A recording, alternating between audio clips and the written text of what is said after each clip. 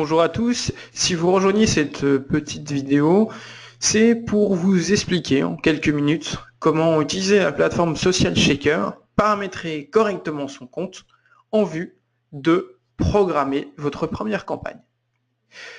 Quand vous voulez accéder au dashboard de Social Shaker, vous pouvez le faire via l'intermédiaire de l'URL plateforme.socialshaker.com/votre pays/login.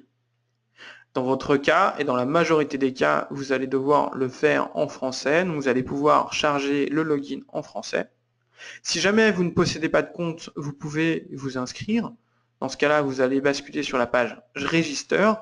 Une fois cette inscription réalisée, vous recevrez un mail vous permettant d'activer votre compte. Une fois que ce compte est activé, vous pouvez directement vous connecter en renseignant l'email de connexion et le mot de passe choisi lors de l'inscription. Une fois connecté, vous basculez dans le dashboard Social Shaker. Dans cette interface, vous allez retrouver l'ensemble des services auxquels vous avez accès, également des indicateurs statistiques tant sur les nouveautés des campagnes, mais également sur les campagnes que vous aurez lancées, ainsi que la totalité des participants uniques que vous aurez récoltés en lançant des applications de Social Shaker. Dans un premier temps, et quand vous arrivez sur Social Shaker, vous devez paramétrer l'ensemble des réseaux sociaux sur lesquels vous allez avoir des données, comme vos pages, votre compte Twitter, votre compte Instagram, mais également pour pouvoir lier vos pages à un abonnement. Sachez que par défaut, quand je me rends dans mon compte, vous avez accès à différents services. Nous allons basculer dans un premier temps dans mes abonnements. Au niveau de mes abonnements, je vais trouver un abonnement gratuit. Cet abonnement gratuit va être limité à hauteur de 1000 joueurs. Dès que j'aurai dépassé cette valeur, je serai bloqué, je devrai souscrire à un nouvel abonnement via ce bouton.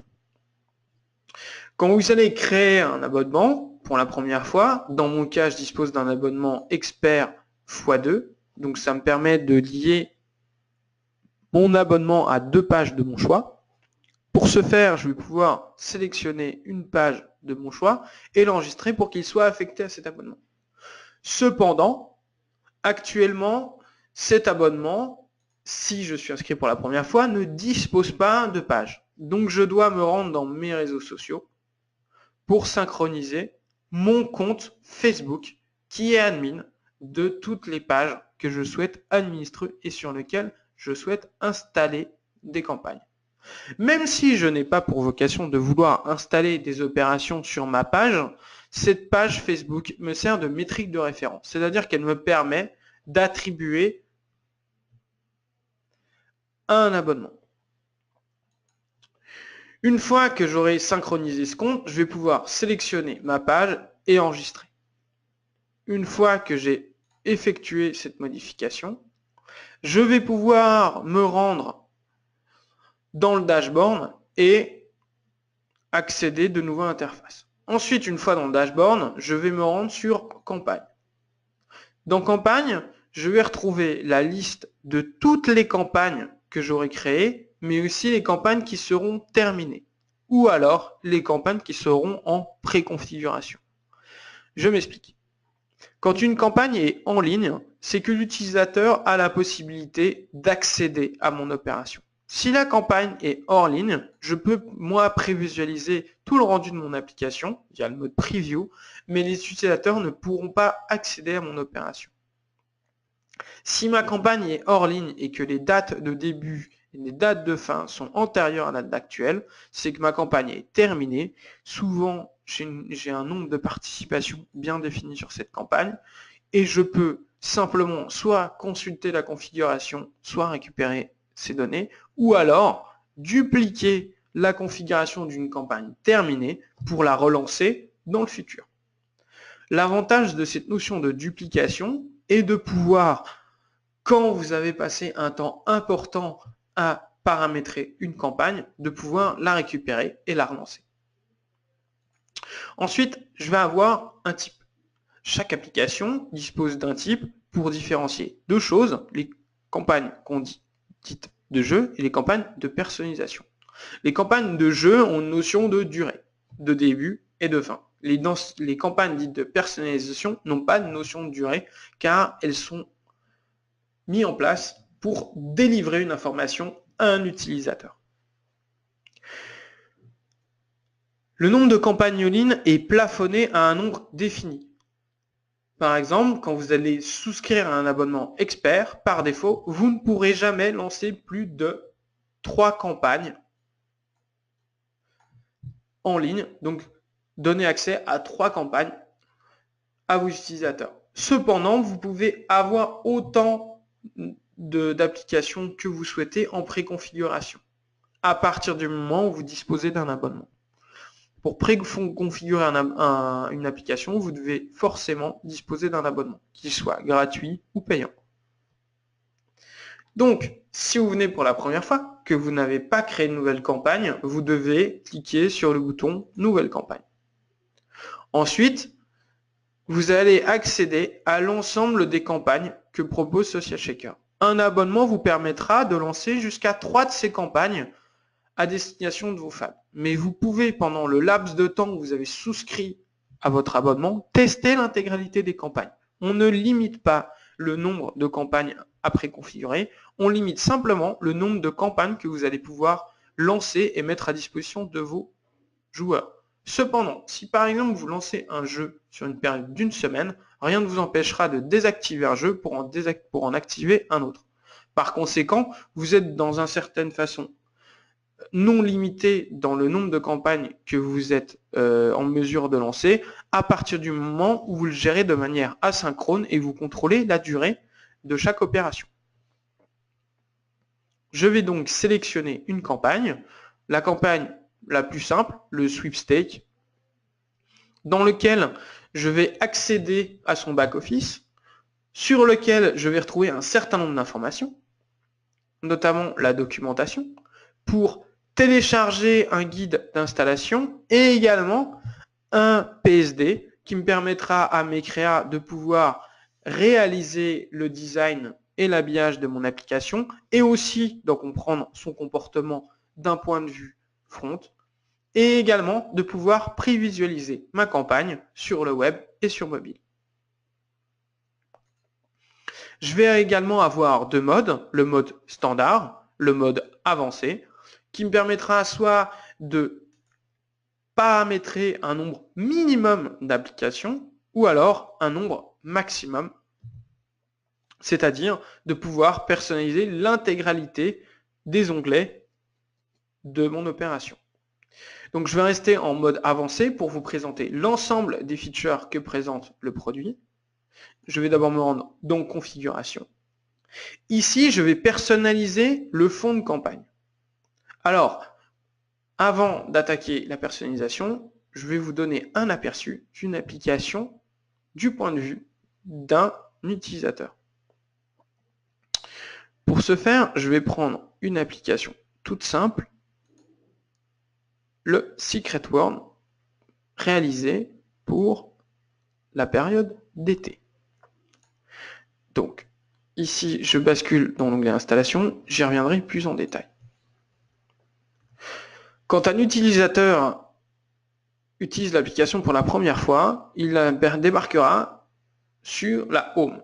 La Home, c'est la page sur laquelle l'utilisateur va découvrir le concept de votre opération.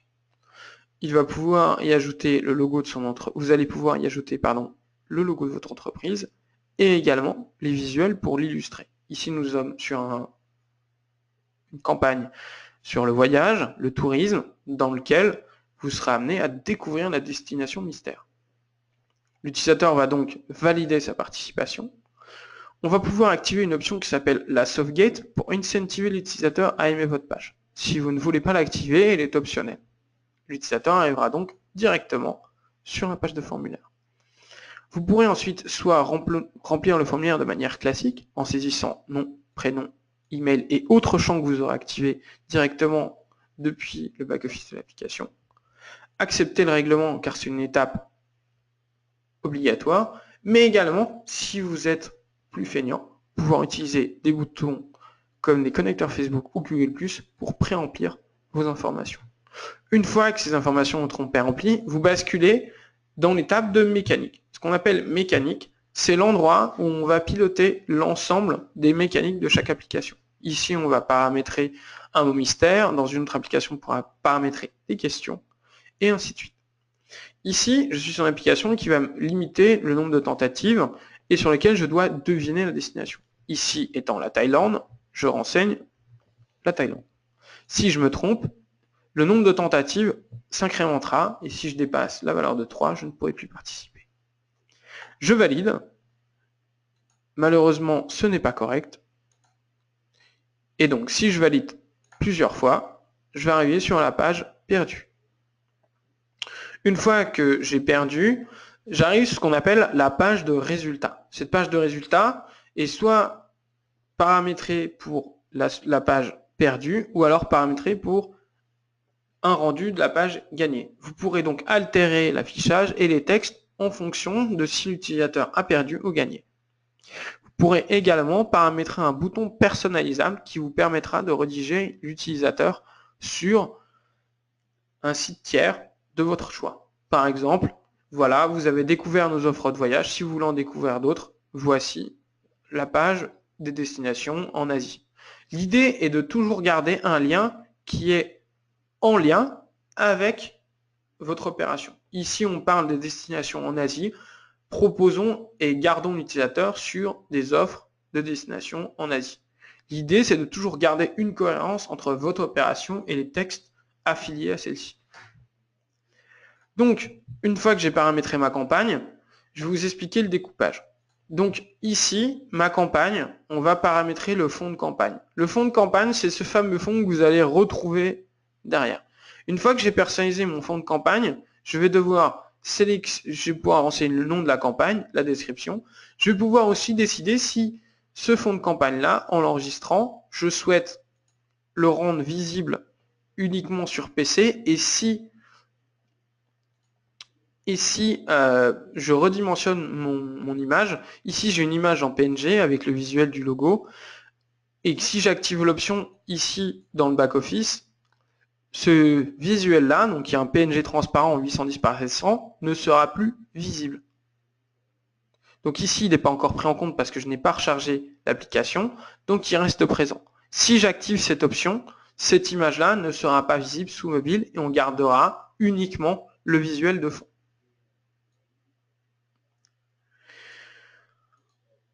Ensuite, vous pourrez donc de facto et systématiquement sélectionner un type d'abonnement et une page, mais également sélectionner un fuseau horaire et renseigner des éléments supplémentaires pour soit par exemple traquer les informations sur le parcours utilisateur vis-à-vis de votre application depuis Google Analytics, activer un code de tracking pour pouvoir traquer l'ensemble des utilisateurs qui seront issus d'une publicité et qui sont devenus participants, et également activer le géoblocking pour justement limiter la participation uniquement aux IP qui sont propres à votre pays. Par exemple, limiter toutes les participations à uniquement la France. Et pour cela, vous devrez sélectionner la France.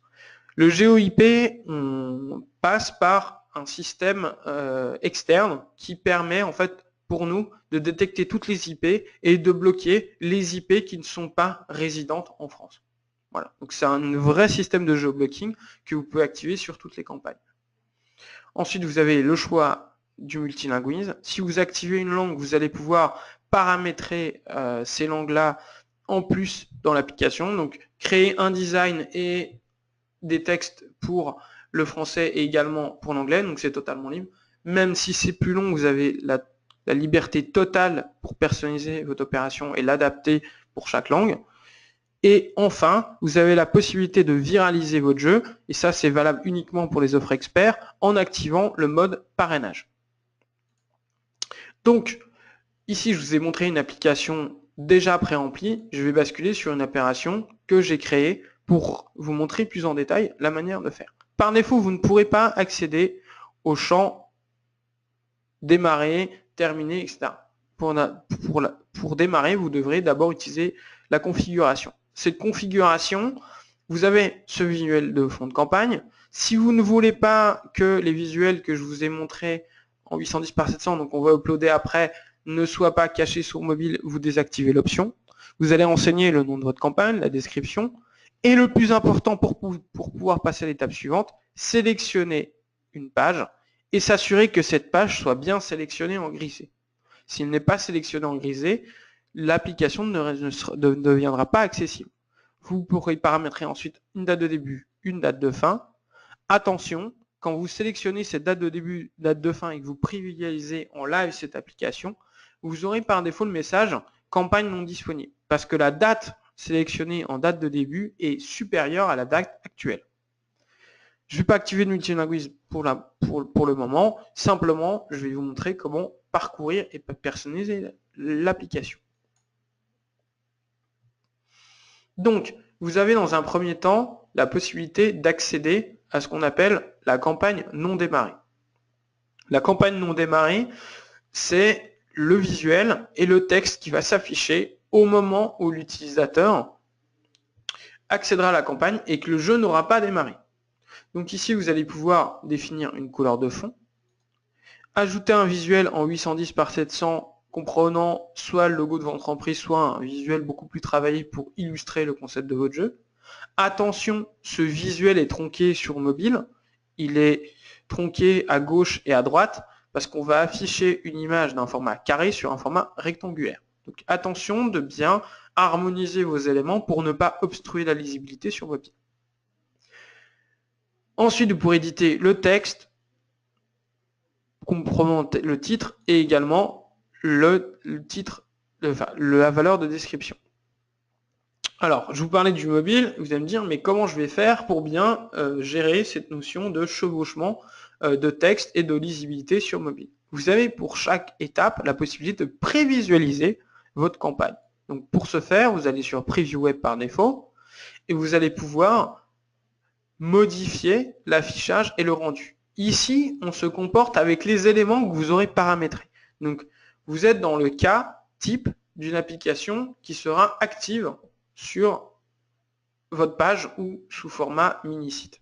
D'accord? Donc, si mon visuel ici est plus grand, que j'ai par exemple des personnages qui sont affichés sur ce visuel en 810 par 700, sur mobile, ils ne seront pas visibles. Par conséquent, vous devez toujours faire attention de bien structurer vos éléments graphiques pour éviter que ceux-ci soient obstrués. Attention également quand vous appliquez des textes en dur dans l'opération, dans votre visuel, pardon, il est possible que celui-ci soit obstrué. Pourquoi? Parce que l'avantage d'avoir le texte directement depuis l'application et donc généré par CH Shaker, c'est qu'il se redimensionne en fonction du support utilisé. Donc c'est important, et ça c'est une recommandation que je vous fais, d'utiliser des visuels qui sont adaptés et qui ne comprennent pas de texte à l'intérieur. Donc du texte en dur, ça veut dire que vous avez mis le texte dans l'image et non depuis ce CH Shaker. Cependant, si vous voulez ne pas afficher les textes, vous pouvez effacer le champ. Point important aussi sur les color pickers, vous pouvez sélectionner la couleur, mais également gérer la transparence. La notion de gestion de la transparence vous permet par exemple sur des effets boutons de gérer facilement le rollover. Donc pour les autres onglets, même opération. Sur la partie accueil, je vais avoir exactement la même configuration visuelle du 810, le texte, la description, et je vais retrouver des effets boutons.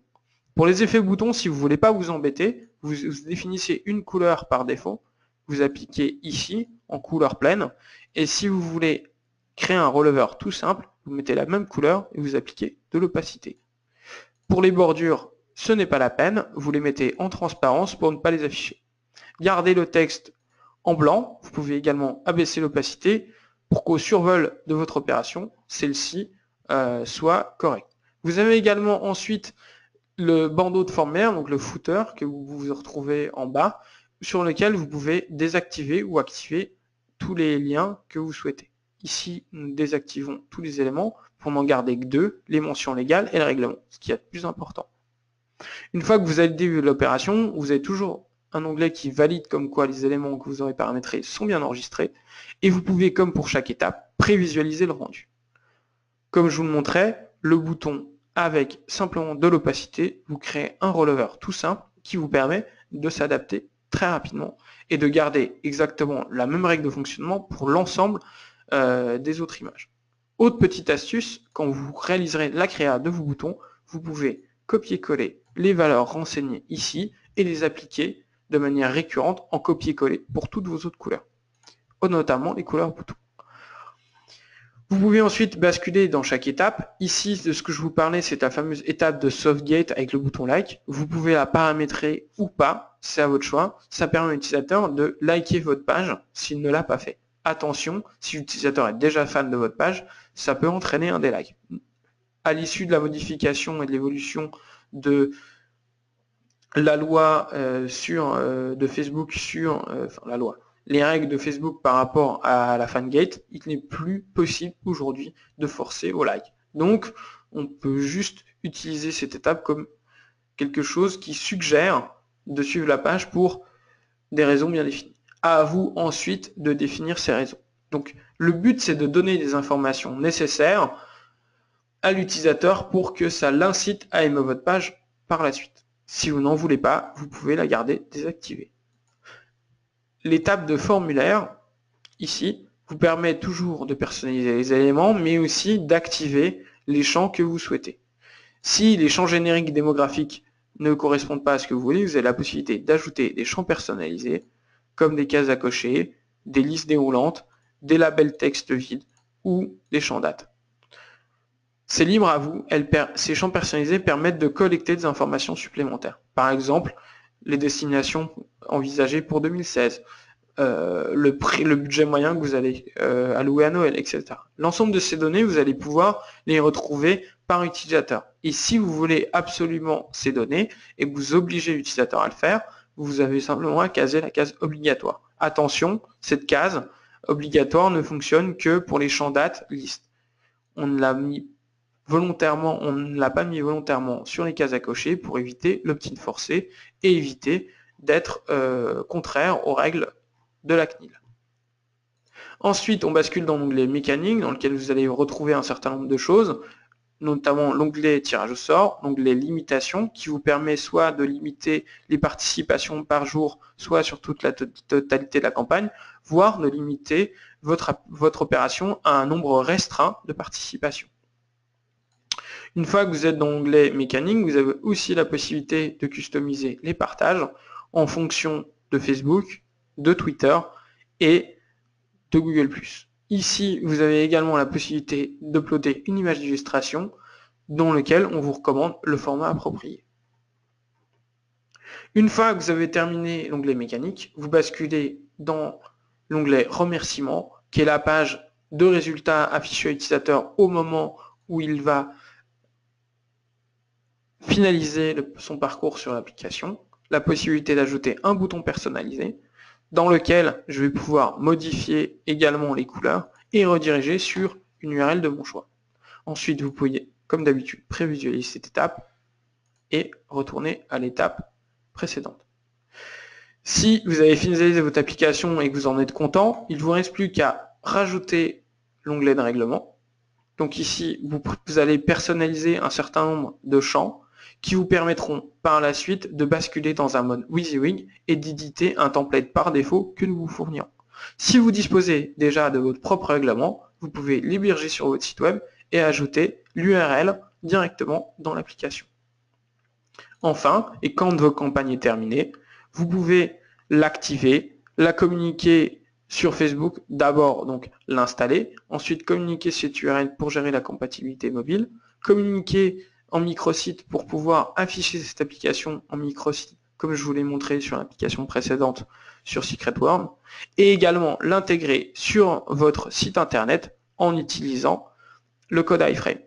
Le code iframe vous permet d'afficher l'application à un endroit spécifique dans votre site internet. Attention, si votre site est responsive, il ne faut pas renseigner 810px, mais plutôt la valeur width 2.100%. Point virgule. La valeur 100% vous permet de gérer l'élasticité de l'application au large et donc, du coup, de pouvoir s'adapter à la résolution et au comportement de votre site internet. Une fois que votre opération est terminée, vous allez pouvoir accéder à la partie suivi. Une fois depuis cette partie suivie, vous allez pouvoir suivre le nombre de participations par jour jusqu'à la fin de votre campagne, exporter les données participants, joueurs à la newsletter et partenaires, le nombre de participations uniques et le nombre de participations totales, donc qui tient compte de la récurrence de la participation. Sur chaque lien que vous partagerez aussi sur les réseaux sociaux, vous obtiendrez le nombre de clics par rapport au microsite et le nombre de clics depuis Facebook. Vous obtiendrez également le nombre de connecteurs, donc quels sont les connecteurs les plus utilisés pour s'inscrire à votre adresse mail, et aussi la répartition des supports utilisés. La répartition pour savoir, par exemple, combien de pourcentage de mes joueurs proviennent de mobile ou tablette. Une fois que vous avez finalisé l'ensemble de votre opération, vous pouvez la basculer hors ligne et relancer une nouvelle opération. Si vous avez des questions, si vous voulez qu'on vous accompagne dans la mise en place de votre opération, nous mettons un petit outil qui s'appelle Intercom, dans lequel vous pouvez interagir en temps réel avec nos équipes et obtenir des informations plus détaillées par rapport à votre paramétrage ou vos problématiques. Merci du temps que vous m'avez consacré, j'espère que c'était clair et je vous souhaite bonne chance pour le paramétrage de votre première opération sur SEA Checker.